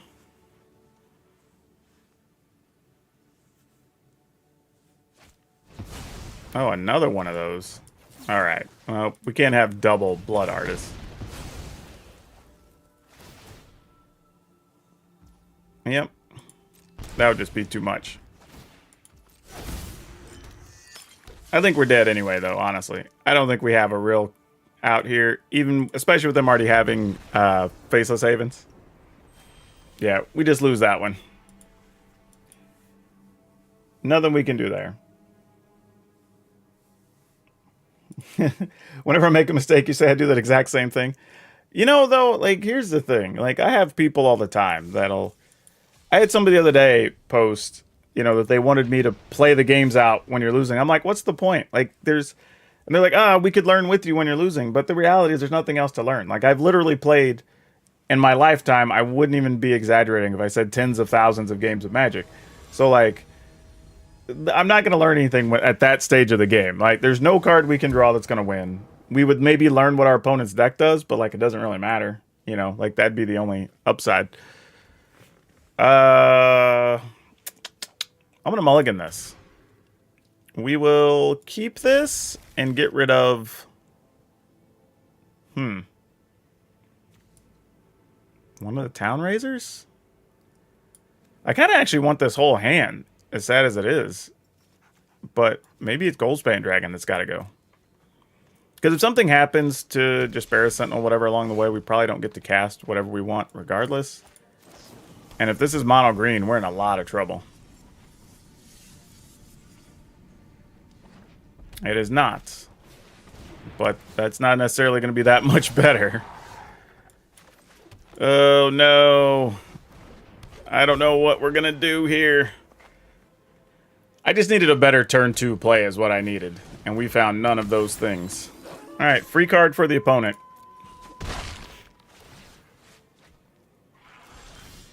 Oh, yeah. Alright. I'm fine moving along. Like, we drew the extra tyrants on top of that. So, like, we're dead. No need to even worry about that one. The only bad part about that's not even worth using for a video. Like, the whole game was like a minute. So, not even worth the editing time on that one. But that's also, like, I was keeping a bad hand, and I knew it was possibly going to go south, so... Nothing too exciting about that one. Against Splodge. Ew, what do we do with this? I guess we keep it... Because we can, like, turn 2 orb, turn 3 tyrant? Maybe? And they're putting Crossroads on white. Okay.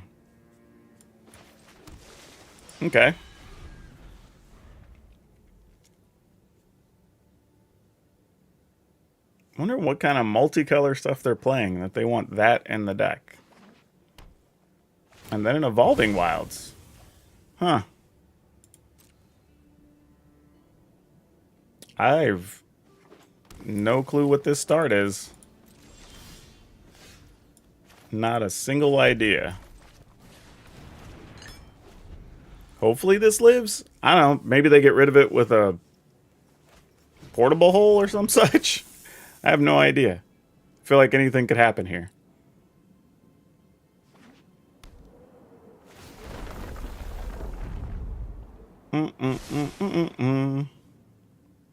Alright. More mana. They're getting blue mana with it. Oh, well, that changes kind of, sort of what I want to do. Damn it.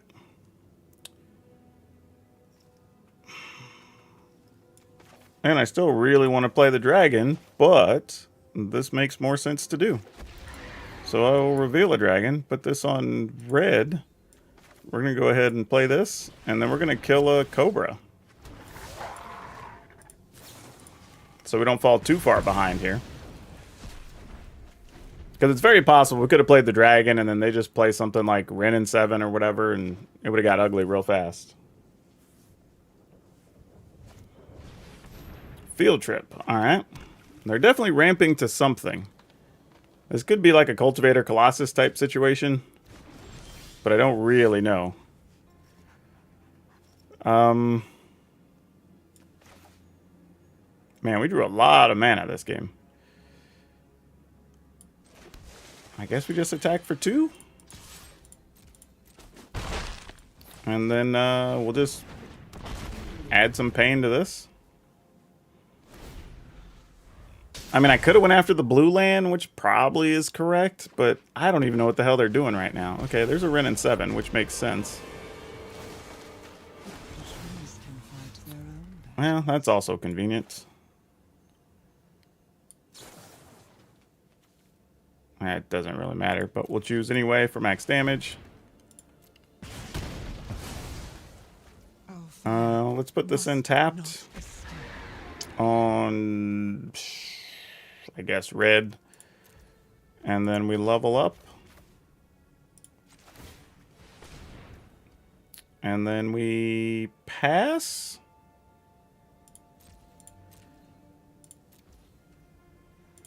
I think I'm going to try to sack the orb and see if I can find an Inferno of the Star Mounts, since we'll be able to attack with it as a 7. Unless, of course, they have a Fading Hope, because why wouldn't they?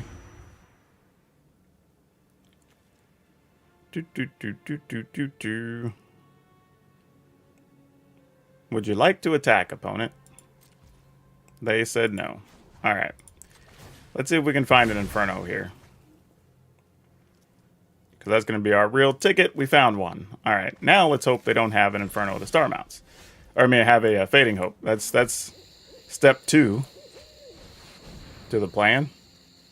Looks like they do have one, sadly.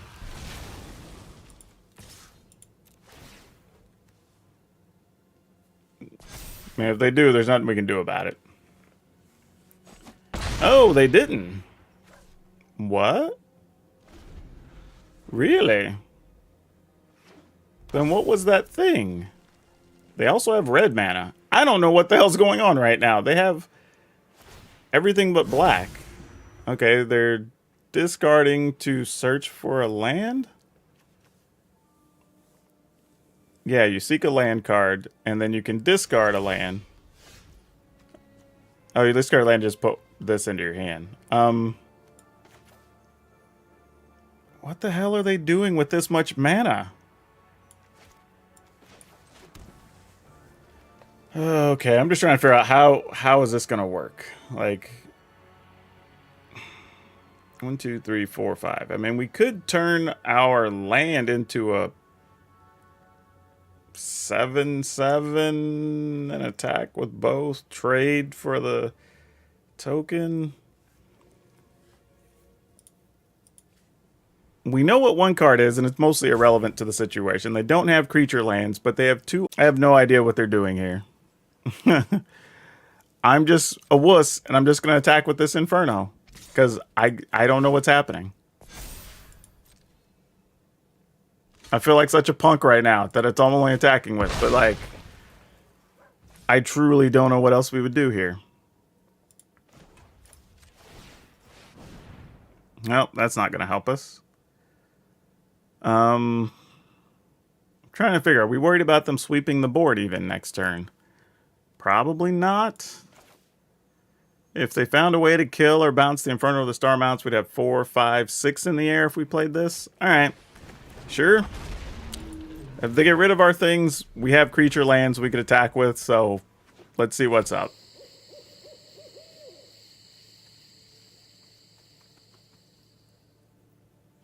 Okay, didn't matter anyway. I don't know what they were doing. Like, I was so confused. So confused. like, they had so much mana, like, and just weren't playing cards. So I don't know what to make of that. Those are the type of situations that just make me feel dumb when I'm playing, because I'm like, what am I even, especially right now, because I'm like, what am I even supposed to be playing around? Like, what am I worried about the opponent doing? Yeah, I saw that Omnath is playable. I just don't know what it does. I know Jeremiah says that was supposed to be the multicolor landfall deck, but it looked real bad. I mean, like, I don't know if there's a better version somewhere, but that did not look good. Mr. Man says, first time watching a stream, just curious how... I don't have a set time. I just kind of go when I feel like, and then I move on. Though I will be streaming over on Facebook probably in another, like, 30 minutes or so. And then I'll be over on Twitch tonight. So if you want to follow me around the internet, I will be streaming most of the day. This hand, we are definitely keeping.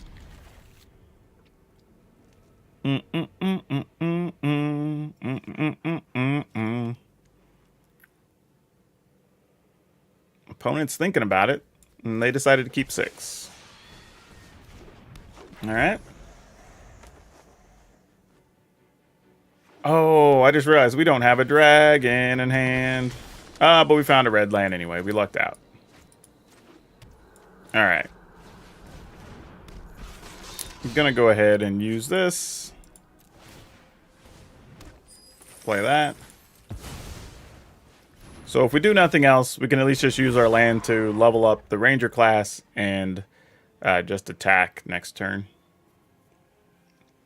Likely we'll end up having to tap and just get a treasure from Magda, because Shambling Gas will block and kill Magda off, because that's what I would probably do. Though now they have 2 Shambling Gas, and that's a lot less awesome.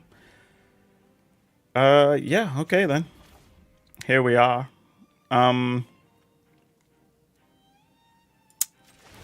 I was just thinking, if I'm going to use Magda, though, I need to kind of use it now.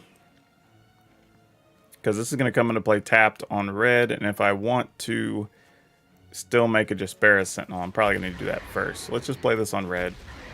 I will go ahead and use Magda now.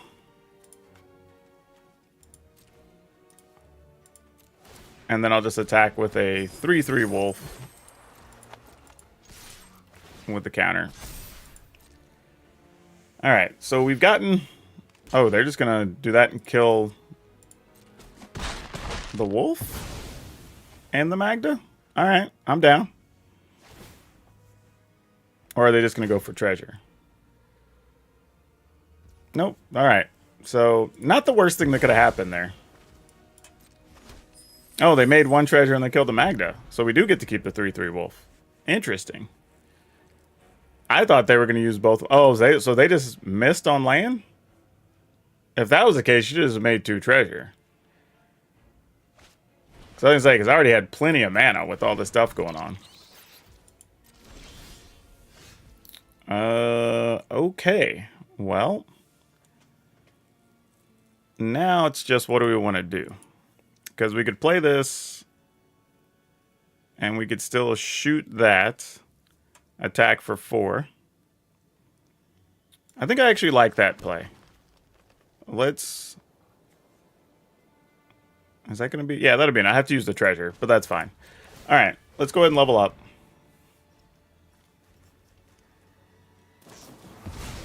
Oh, you're going to Vanishing Verse that? Oh, okay, cool. I'm down then. Fortunately, I didn't have much else to do with my turn. So you're just going to take 3 anyway. How you like that?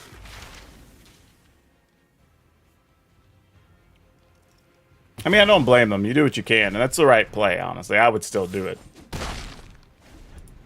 So they're going to gain 2, go back to 19. They're going to have an untapped land. We're going to attack next turn for 3, 4, 5, 6, 7, and then just put a Den of the Bugbear in tapped. I think that's going to be our play here, so activate this for 2. Whoop, not 3, 2.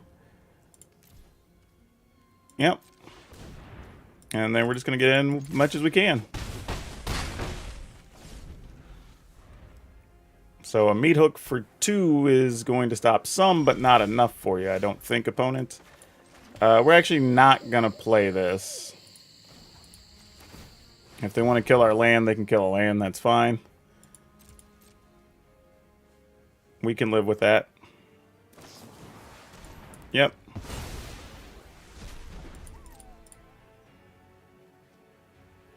I hope they have another kill card. Wow. Okay, that was actually big. That's pretty big for the opponent there. Well done. Well done.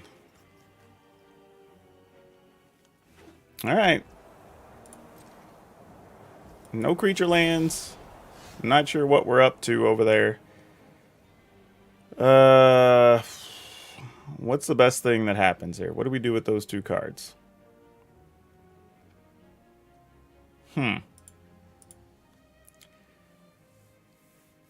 I kind of sort of want to play this out there, but I feel like they have a sweeper incoming, so I'd rather wait. Oh, did you not even have a kill card there? Or at least nothing that's instant speed. Alright, I'm willing to go for it. If you got something, you got something. I mean, they could always just get rid of our land, you know, with their Field of Ruin anyway.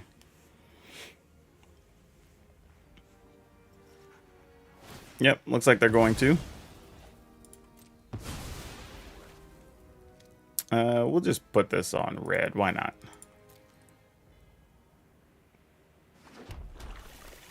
Alright, let's just draw a hasty dragon here. Oh my gosh, they had infinite removal. Jeez. Ugh, how brutal. Alright, well. I mean, I guess we might as well put lethal out. I mean, like, yeah, if you have it, you have it. Nothing I can do about it. We fought through so much stuff, it feels like. Alright, there's a blood on the snow. You get back a little flyer. Yeah. Sounds right.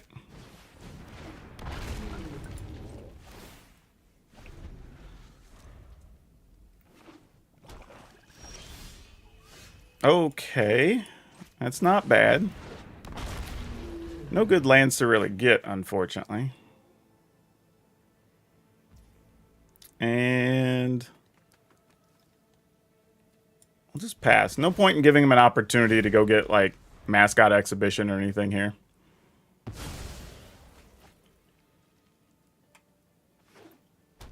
Come on, Haste Dragon. Damn it.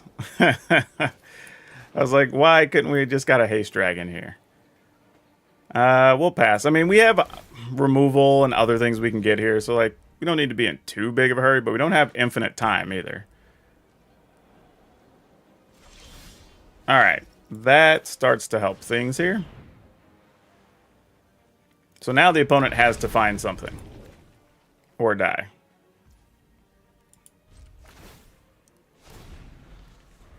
Obviously, you're going to get rid of that. Yeah. Alright, don't have it. Oh, did they draw something? Nope, they missed. Alright, that's it.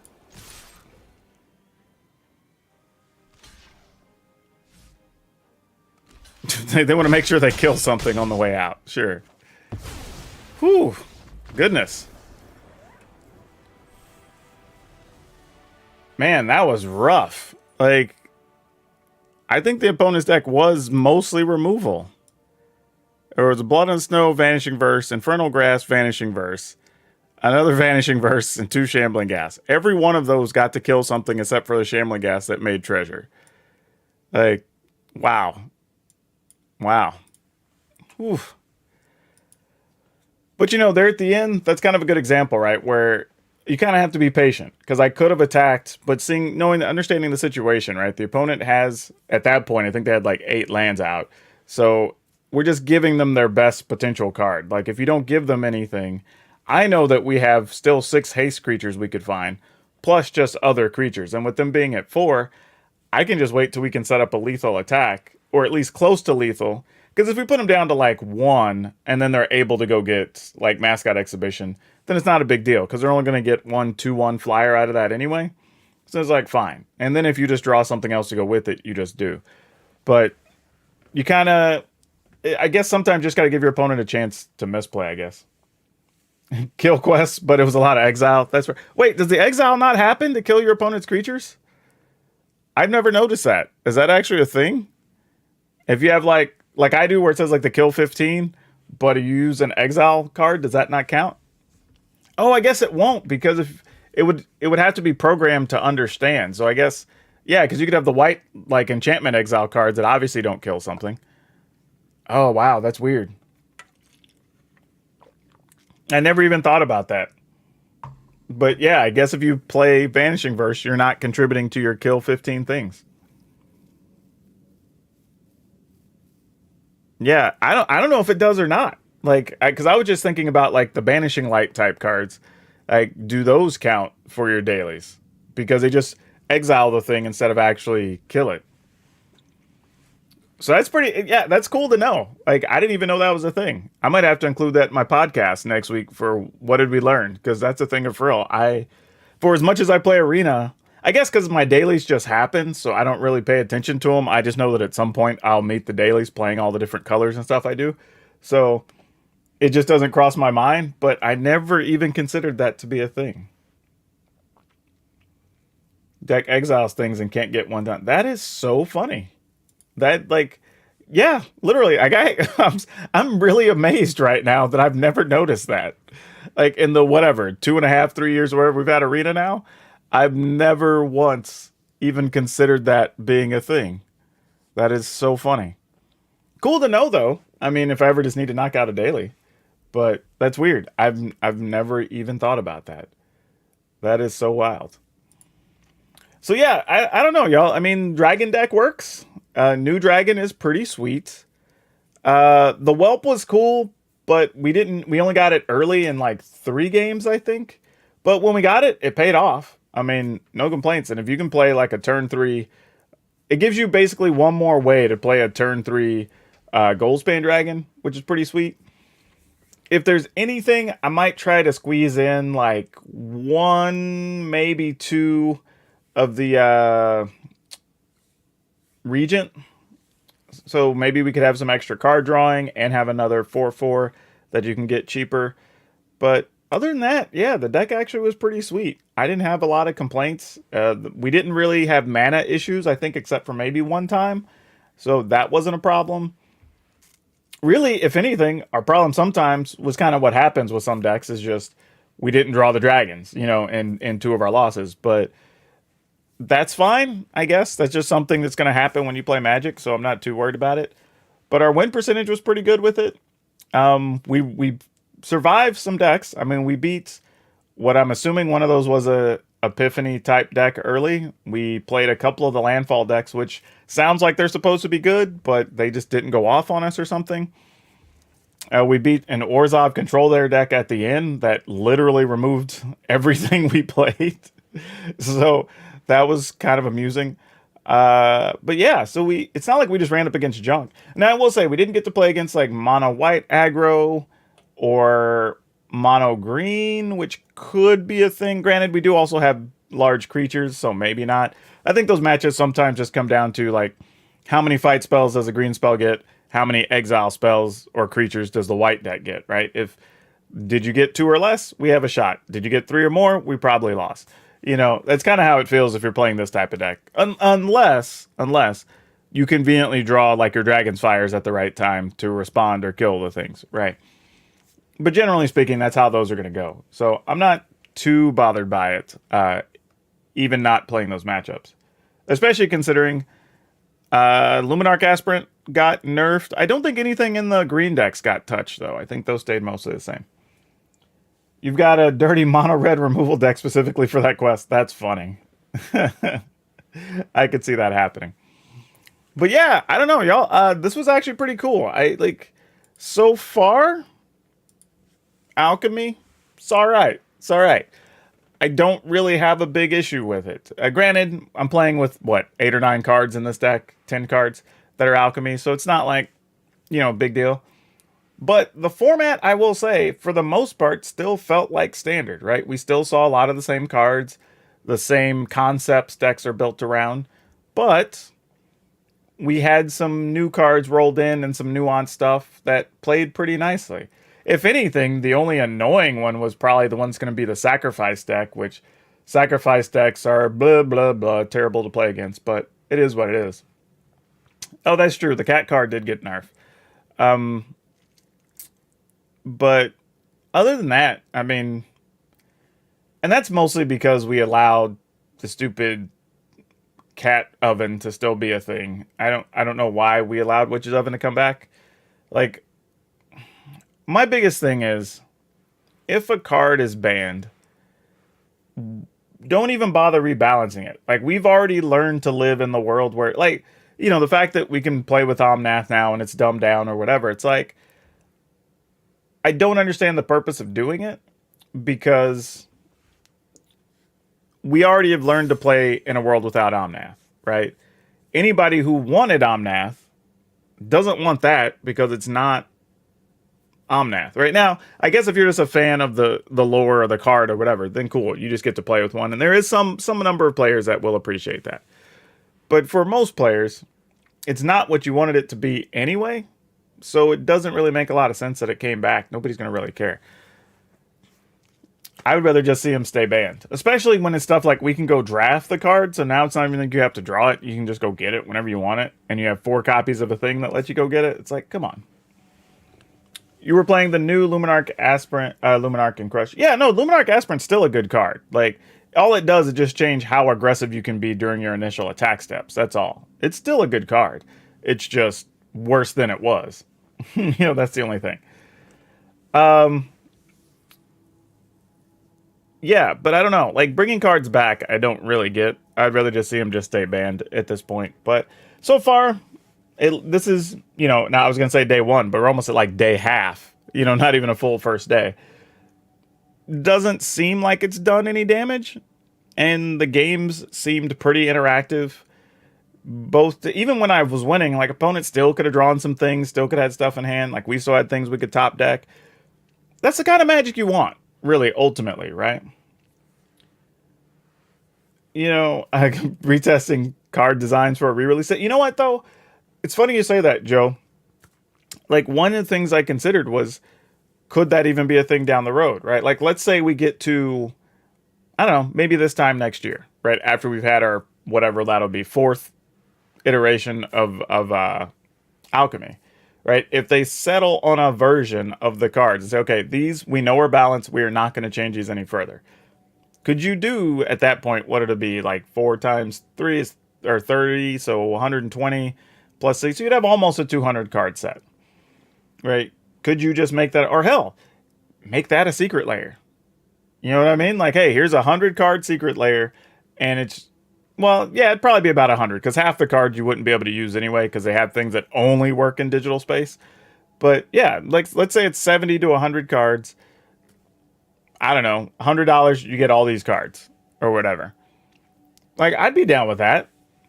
Like, and it's a way, so like, if you have the things digitally, you can have them in paper, and that could be a thing. Now, obviously, you wouldn't be able to use them in standard, because that would get weird, and, people who didn't buy the secret layer would be SOL or whatever. But if you just wanted physical versions, I think that could be cool. Or they could be inserted, right? We've been talking about, we need to do something cool with the, whatever we call that slot in the set boosters for the list, right?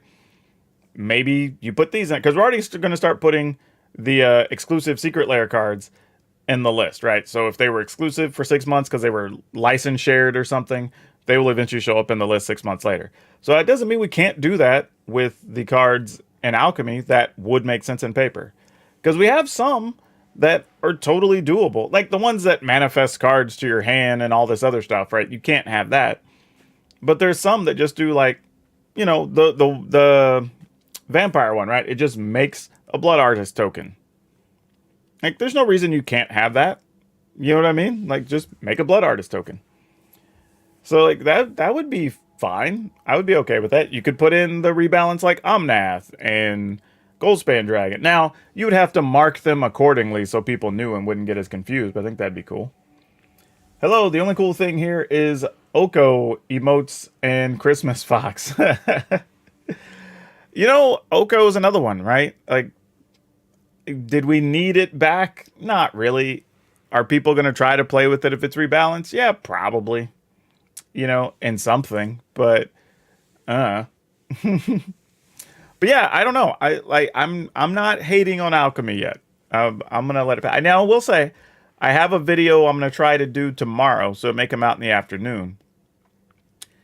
That has one suggestion, one final thing. Because I did that video basically, 22 things in 22 minutes to fix Arena, but one more thing that I think would be very, very, very good.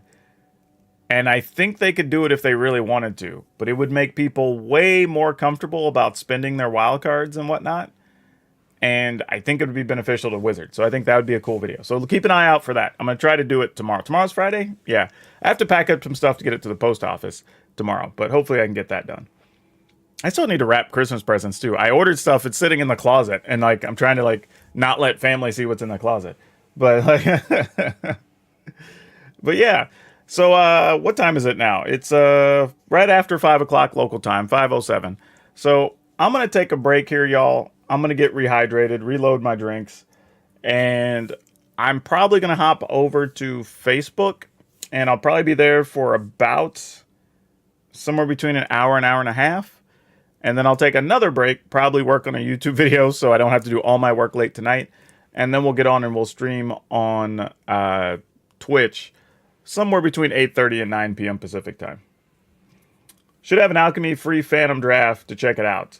I have a suggestion that's even better than that, Rob. Or I should say, nice video about fixing it. Thank you so much, Enrique. Lancelot Lost says, hi, PD, just got done with the Alchemy event. 5-1 with the white weaning. Cool. Seems okay, but not sure if I'll play it over standard. That's cool, and I think that's the thing. I like it, hopefully, and what I'm hoping is that both communities have enough players. That people that say, you know what, I like having my Magic untouched. I like having Magic be a corollary to paper.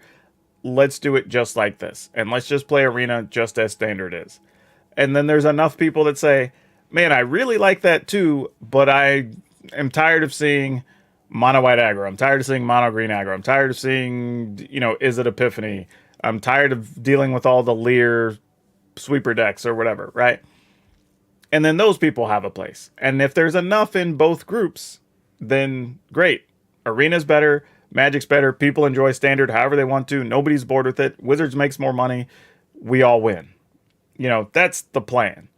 Now, if for some reason a bunch of people still only play regular standard, or a bunch of people only play Alchemy, well, then the other group suffers, and that's the concern. Now, I don't think that would be the case, but it could. It's one of those things you kind of have to think about it like this is a possibility. But if not, everybody wins, and that's the good thing. We talked about that on our podcast today, or yesterday that went live today. Episode 113, by the way, if you want to check it out, Color of Magic. Colorofmagic.podbean.com. I think I can put that in the chat there if people need it. Colorofmagic.podbean.com. I'm pretty sure that gets you where you want to go. It's tough to see people complain about the way other people play games or enjoy games or the type of games they enjoy or whatever. The only time you should really complain is if it directly affects your gaming.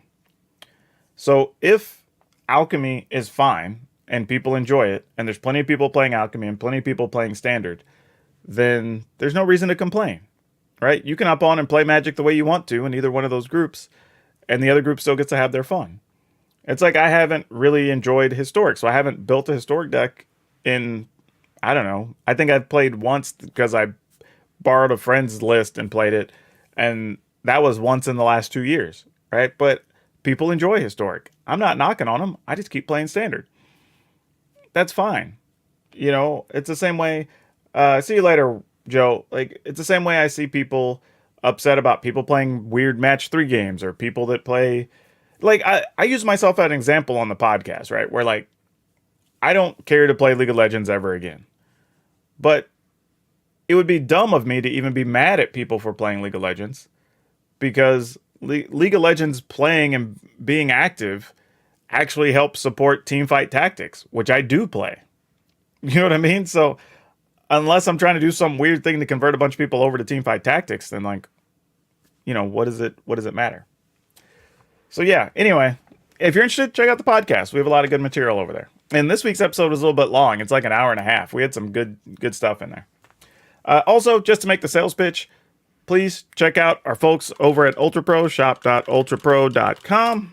If you haven't seen them, they make amazing stuff. They also have stuff for D&D, which people aren't aware of. They also have stuff for Pokemon. They do a bunch of anime-themed stuff. So if you're just looking for some things that are different supply-wise, go check them out. Of course, they get all the official Magic stuff as well. Also, if you're not a member here on YouTube, please consider it. I'm going to be doing more and more stuff, so it's interactive for you as fans and followers or whatever. I'm doing that in lieu of having a Patreon. I just figured it's easier here on YouTube. A lot of people already watch on YouTube. And, you know, it's just easy to manage, which is a big deal. So if you want to support that way, that's cool. Also, I'll be doing live streams, hopefully a couple of times a week here on YouTube as well. And if you ever want to donate or whatever, I believe they have a thing down at the bottom of the chat called Super Chats. So that's a thing as well. So I want to point that out, because a lot of people have migrated here from other things to watch me on YouTube, and they don't know that all those things exist. So I want to put that out there. But otherwise, yeah, I will catch y'all later. I'm going to go, like I said, take a break, and then I will be on Facebook probably in about 30 minutes.